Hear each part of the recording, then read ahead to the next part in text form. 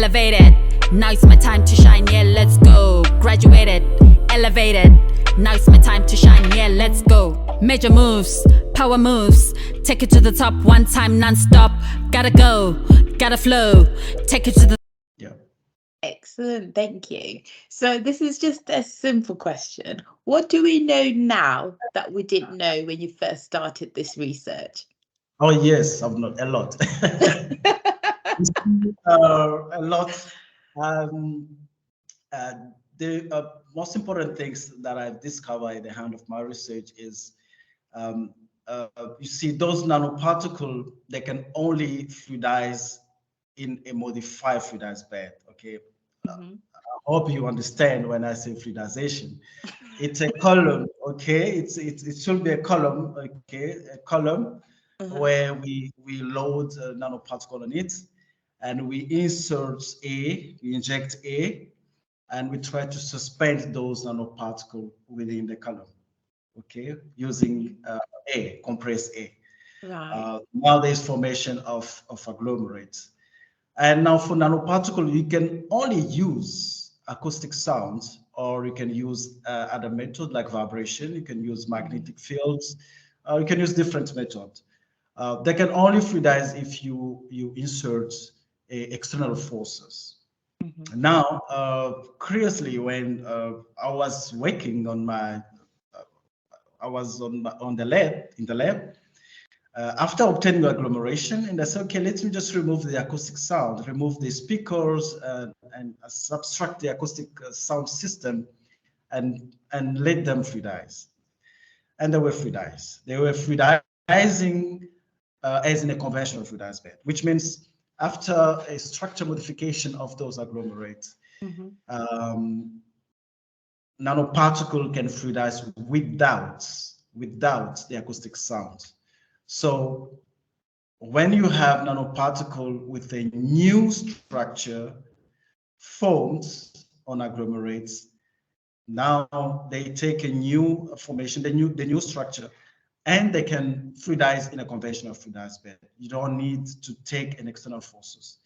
That was a surprise for me well, in the lab, and I even prepared a paper on that as well. Yeah. Wow, fascinated.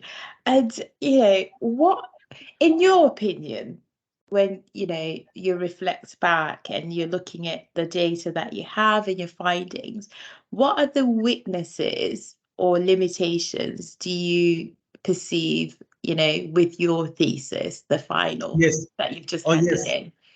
Yes, it's a different opinion from my supervisor and co-supervisor.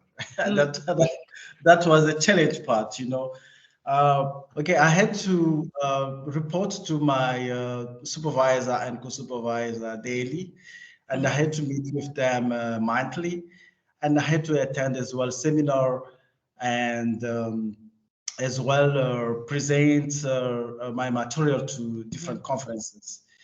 Now, the time of getting feedback or recommendation from each of them was a challenge for me. For example, if I have a paper that needs to be reviewed by them, I had to send them systematically to them. So it has to go to one by one, and one has to agree before it goes to another one. And can you see it's different people, different background? I have two supervisor who are engineers, their background are engineering, and the other one is a scientist, is a chemist, a professor in chemistry. It takes time for him to come to me with the feedback, like in terms of reviewing, in terms of checking my results, if they are accurate, if they are reliable, or they are valid, to be acceptable. It has to take time, But from my other supervisor, because I've been working with them since my master's, it was acceptable. It was so faster. So that was the most important things, challenging parts that I had from my supervisor. And the meeting was always a virtual meeting, and it was a really issue that I had faced during my project. I think that is the main challenge part that I can say. Yeah. Okay, and the next question is, what advice do you have for somebody who's thinking, do you know what, I've listened to Kanku Lubale and I'm like, I need to go into this research. What advice do you have for them? Yeah, it's doable. Everything is doable. All right. And if you are excited to proceed researches in like in the area that I'm doing, I will really tell you to really put a step on it. I cannot restrict you. I cannot say it's difficult. You know, everything is difficult. Is doable. Okay. Um, any complex situation, when you come up with the solution, you find yourself, you know, able to do something. So they can still welcome to come and proceed with the work. And be a hard worker. Be a hard worker. You can be smarter, but you need to be very hard worker, and be willingly to come up with something new, something that people haven't discovered yet.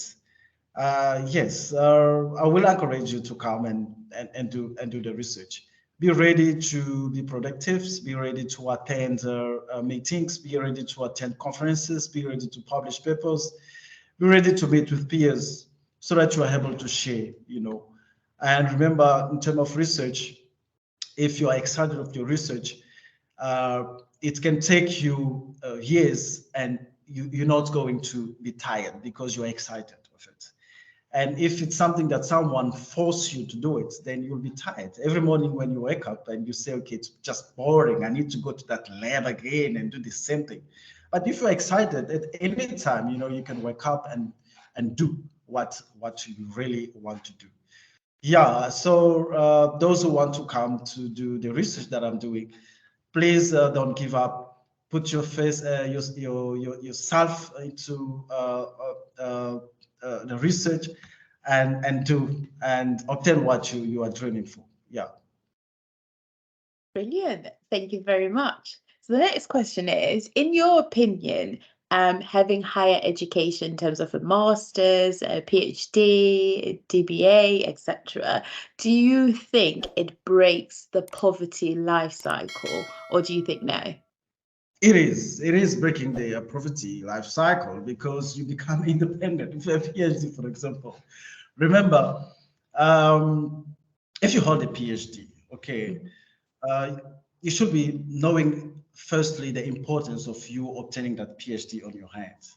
You should be productive. You know, you should be able to come up with the new ideas. You should be able to know how you can direct your life. You know, you can go to academia with your PhD. You can even go to industry if you want, or you can start your own business if you want with a PhD. So somewhere, somehow, there are people will be relying on you. It could be 50 people, could be 100 people that you will try to educate them. You will try to transfer your experience to them so that they are able to have as well a life, a standard life better than what they had before. You know, and I think it's useful. It really breaks the poverty. Not only the poverty of yourself, but the poverty of many people, poverty of a community, poverty of a country, poverty of a continent. Yes. Wow. The next question is, how do you cope with a difficult supervisor during your PhD? Yes, to one of my co-supervisor. Yeah, I remember. I remember one thing he told me. I went to see him in his office. He asked me, "So, okay, Kanku, I did send you this article. It took time for you to respond. It's take 1 week, something that you can do in 24 hours." And I said, "Prof, I had other issue to do." And he said, "No, I don't really know because your PhD is in paper format, and we need to publish all this paper before you submit. I don't really know when are you going to submit." And that was a really shocking statement from him. Can you see how hard it was? So he wanted me to publish before I submit my my thesis, and he's the one was really give me challenges situation during my PhD. he needed accuracy, he needed correction, even a small issue like inserting a dot when you do your reference. All your reference should be in the acceptable, format. So it was a challenge. It was really a big challenge. Sometimes not really good to digest it, but we need to understand this is a supervisor, he knows, a specialist. You need to rely on his recommendation. Yeah, it was really a big challenge from one of my co-supervisors. Yeah, but that did not stop me to continue with with my work. I did push up myself and learn and approach as well postdoc, what they call this postdoc students who had really assist me as well in different area like references and so on. Yeah, different references in a way that I didn't know, in such a way that my my co-supervisor wanted. So it really simplified things. Yeah. Yeah, I think the one thing that you've highlighted here is that if you don't know, if you're under pressure, you can ask for help. There's always someone there to Exactly. help you. So thank you very much for that.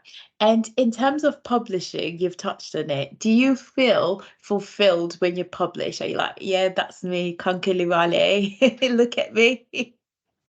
Or do Yes, you feel like, it should be excited. I did publish one paper that was during a conference proceeding. That was only one paper. And my other supervisor didn't willingly to accept those publication through conference proceeding. They wanted publishing through papers, through a journal. So by now, I have submitted the thesis. My main supervisor agreed so that we submit. He saw the progress and he saw that it's acceptable. Our thesis is acceptable, and we can proceed for submission of the paper later on. I think I'll be excited. I'll be excited to see myself publishing my 4 papers because my thesis are constructed of 4 papers. Yeah, and I was as well fortunate to be with my main supervisor, who's really a very high publisher. He has published a lot of paper, and I could see how it's excited to see your names, mentioned in a paper in a journal, recognized journal. It should be very excited. For an earlier career, I think we should be very excited. With time, when we publish 100 papers, 180 papers, it will be something usual. Maybe say it's normal. I've been publishing a lot. Yeah. Thank you very much for your response. You'll be glad to know that this is the last question. Do you think, in your opinion, PhD Hard Talk is beneficial for us doctoral students and also for the universities alike? Or do you think, Noma, just call it a day, it's not working? What is your opinion? It's very important. I think it's very important, PhD Hard Talk, to approach students or how conducting their research to share and discuss what they are doing in the lab. I'm sure you guys are meeting with different students from different disciplines.